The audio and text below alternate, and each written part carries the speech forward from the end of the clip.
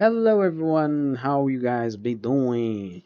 So today is gonna be let me think. Today is gonna be part four of our video. So today we're going to learn how to load assets in client. Okay, so first of all, as you guys may know, we have three times division. Okay, with server, shared, and client. Okay, and usually you don't want server to like load assets because if you're making server load assets, you're making something terribly wrong. Okay, so you only make that in client, and that's exclusive logic to client. Okay, guys, it's really important that you guys understand that before we start. Loading assets is exclusively to client. Okay, now controlling which assets to load and things like that, that's server. But don't worry that much about it. We are going to take that more in consideration when we do our character customizer. So first, let's learn how to load assets in a very efficient manner in Bevy, which is going to make it easy to collect too. Let's go. Let me just change scenes. Let me just go here. Let me just close this because this is nothing to do for another video that I was making. And let's just get started, right? So assets itself, it's really simple. So first I'm going to actually grab a dependency, which is like a very go-to dependency. I know that when I made this like tutorial series, I said I was going to use two dependencies. I'm already going to tell you guys, now we are going to use like probably five, I think, five to six. I'm not sure if I'm going to use more. Maybe we're going to use like something for the shading. So yeah, we're going to have more dependencies than I expected because it's usually required for large projects to avoid totally unnecessary or already made code. So we're going to use way more dependencies than I expected. Mhm. But anyways, let's get started. So the dependency that actually matters for us is this Bevy exit loader. Okay, as you guys may know, Bevy expector GUI, we made all the functions that we may want, which is basically this guy. But now we are going to grab this Bevy exit loader, and you probably wonder what is this guy. If you want to understand more of the behind the scenes of this specific crate, you guys don't need to worry that much about it. Okay, but the behind the scenes of this crate doesn't really matter that much. But it's basically like it's going to make something called an asset collection. And for those who don't know what a collection is, it's something that we store in heap memory, which means it's always going to be available for us or easily grabbable. Okay. But of course, we're not going to store the entire assets in memory because, well, assets do take a lot of memory. We're going to store the handle to that asset. Okay. The handle, which as the name implies, is a way of grabbing that asset. Okay, so it's a little complicated and a little confusing, but usually that whole workflow it's way more confusing when you use Bevy, because it actually has a lot of code repetition and it's very annoying. But with this asset, things tend to become a little more succinct, like quick, less codey, as I like to say. Like there's not so much unnecessary code. So you guys will need this Bevy exit loader module, okay? In this case, not a module, crate or package. I think this is a package, right? No, that's a crate or a package. I don't know. I think it's a package. Yeah, it's a package. Yeah, it's a package. So we're going to do that little package or crate. No, I think it's crate. Yeah, it's a crate because we deployed it. Yeah, it's a crate. Yeah, it's a crate. Yeah, yeah. Oh my god, basic Rust. So, of course, to get started, you guys can grab the assets that I have here. On a later notice, a few of those assets will be going to be cryptographed. But currently, the assets that we have on my repo are really not important. So you guys can just grab each asset that you have on the repo on the link below. You guys don't need me for that. You can grab every single asset that we have here. You can grab like Perinki, you can grab Shatur, which is our image. Well, this guy's for those who don't know, those guys, they're really important people in the Bevy community. You can grab my katana, which I made myself, okay, guys, and then you can grab all these Quartanium kind of things because it's really going to be important when we make the character customizer. For those who don't know where I grab this, it's simple. I hope to God that porn doesn't pop up right now. So here is basically here. We're going to grab most of our assets from here. If you guys want to make like a modular character, you guys gonna have a lot of information and a lot of free assets available here. In this case, I'm grabbing for this Ultimate Modular Pack, which is basically characters that are easily customizable, so we can test out on our character customizer. So first things first, do the part like that loads assets. Okay, so grab this folder. Basically, grab this folder.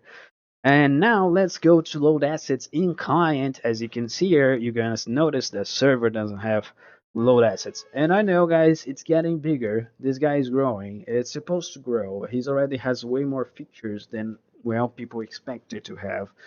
But you know what are you gonna do? I'm trying to make. As I'm making this tutorial, I'm also making the game itself. So you know I need to make content and code for you guys. Okay. So let's go, let's go. And then there is like this camera thing, which I think is going to be part 5. And then we're going to spur, yeah. Then there is like part 6, which is going to be spawning a predicted entity. So yeah, let's go to the Bevy assets, okay? Because after this, I think there's going to be a really quick video on how to make a camera on Bevy, which is a little like, you know, not really necessary because there's a ton of tutorials out there on how to make a camera in Bevy. But you know, you guys probably want to see the assets that we are loading and in the game itself. So I'm probably going to make that a video, okay? So after this little navigation of wheels, let's just actually build our asset folder. Like as you can see, it's already built. It's already on the cycle project repo, so you guys don't need to worry that much about copying the code itself. But I am going to explain every single part here. So first, load assets plugin. It's something that we already seen before. It's basically a plugin. A plugin is nothing more than a trait, which is basically going to make it capable to run systems, right? So we're going to implement a plugin for this load assets plugin. When we're going to build, we're going to actually define a build function, which is going to be responsible to configure our app, right? And here we're going to register him. It's really important that after you guys build this guy, you actually also register here, okay? As I like to make that sure because usually it's really common that you make a mechanic, but you tend to forget to actually put the plugin into the like the core, like the centralization system or in any other system. So as you make that mistake, you're gonna notice that nothing works. So you're gonna be, oh my god, what's happening? And that's probably it. Okay, guys, that's usually what like you guys should be worried about. So yeah, let's do this. And as we make the load assets plugin, okay, you're gonna notice that we have a really scary guy. Okay, so I'm gonna break him apart so you guys don't get too worried about him. So first of all, there's asset collection. What exactly is this trait? Okay, that's exactly what I mean. It's basically going to start handles in a manner that you want to be stored. Okay, so that is going to store a handle collection in our heap memory. So that's basically what this guy is going to do. So you guys don't need to worry that much about him, but he's basically just a bunch of handles or ways to grab our data quickly, okay, our assets data, the asset itself quickly, or in this case, our GLTF assets, okay. It can be other things. It can be images, as we see right below. It can be like fonts. It can be, I don't know, it can be whatever you want. It could be even a voxel if you want it. But like, yeah. Anyways, let's move forward. And then here we have reflect, of course, a thing from Bevy GUI. And then we have resource. Well, what exactly is resource? I know it's kind of like a new term, but I think in Bevy GUI I actually saw one. I'm not sure. But resource is just a global variable. Imagine as this, something that you can grab anywhere in your systems. So basically, once you register or insert a resource into your ward, you can any other system can access it.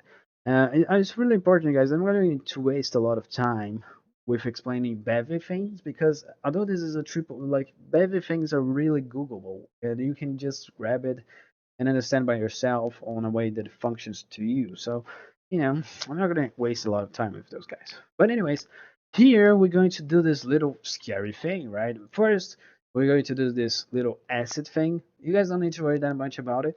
It's just like a helper, probably. Yeah, it's a helper. And here we're going to have like a paths. So basically, you do, you know, hashtag, you know, assets, and then you're going to add the paths that you want to load. Okay, so in this case, Bevy usually grabs automatically from the assets folder, so you're gonna notice that I don't actually write assets here because Bevy already knows that it's going to be here, and Bevy asset loader also like makes it sure that it's going to be on the assets folder. So all I write here is the paths for each folder. So weapons, characters, characters, characters, characters, which is basically this folder path, okay? And it's gonna grab each one of us. Of course, I individualize it because it's going to be important for a character customizer. And you're gonna notice this skeleton guy, okay? This skeleton is for animation, okay? It's really important that you guys load it right now. On a later notice, he's going to be essential for our character customizer, and I mean it. He's really important, okay? And here we're just going to basically define the hash map, which is basically like the resource itself, which is going to be called GLTF files. And this resource, as you can see, is going to be storing a string, which is the file path itself, which is basically this guy, and it's going to give us a handle, a GLTF handle, which is like basically a way of grabbing us data quickly, as I said before. Here we have the same thing going on with me images. It's really interesting. Usually you can make it so it grabs everything quickly, and that's why I like Asset Loader. It really avoids repetition like here. I just did it like this because I don't want you guys to grab this guy because he's just too big and not really necessary to load right now. Also, he causes a few warnings because he's a more complex type of mesh, okay? And here we're going to register it for our little GUI. So if we just grab here, you're gonna notice that he's going to be on our GUI system here. So yeah, he's going to be here. Where is he? Where is he? Oh yeah, we are not in server, guys. This is a different app. We are in client. Okay, so he's going to be in our client GUI. So as you can see here, it's probably going to be somewhere here. Here we have the GLTF collection, which is gonna give like a really quick information about all the handles that we have. Okay, oops, I didn't want to do that. Let's just minimize here. And we also register images, which is not really important. This is basically something I use when we are going to make our UI, but right now I'm just not going to use this guy. And app loading state. Okay, this is going to be a little more complex, and this is basically the most essential thing when it comes to asset loader.